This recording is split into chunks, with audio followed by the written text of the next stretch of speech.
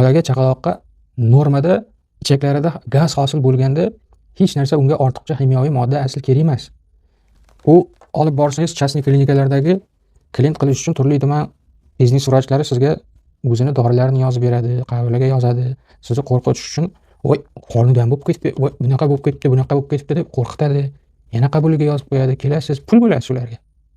Lekin bunday fikrlab ko'rsangiz, hech qachon bola tug'ilganidayoq bu dunyodagi yeguliklarga moslashib ketmaydi.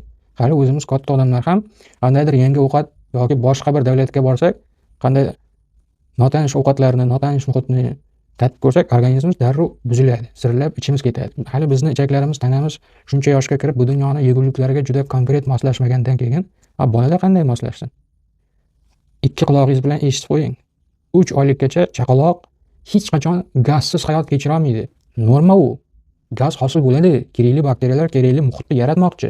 Siz ularni o'ldiradigan yoki unga qarshi turli tuman sirop, malham deb damlama deb yoki svecha tabletka beraversangiz, qaytanga sharoit battar bo'ladi. Normal o'zini o'nglab ola olmaydi.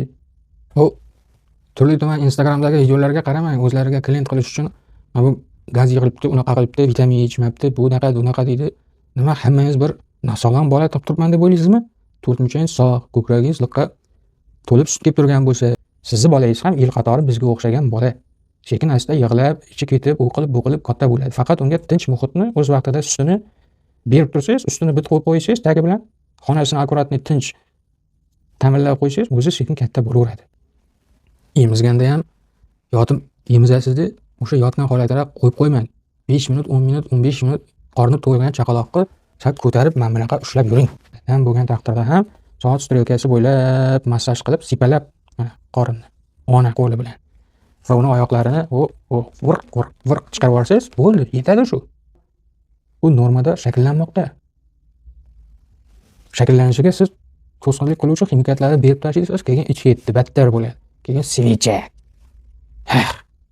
Odamlar ko'rib to'g'riligini aytib turibdi kommentariyalarda. 4 oylikdan keyin sekin ichaklari normal muhitni yaratib olgani uchun gaz yig'ilishi kamayadi, normada, dorisiz ham.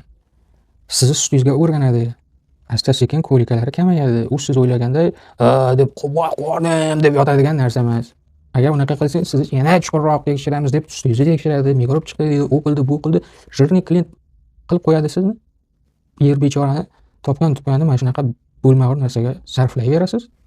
Chaqaloqning organizmi ximikat bilan zararlayverasiz.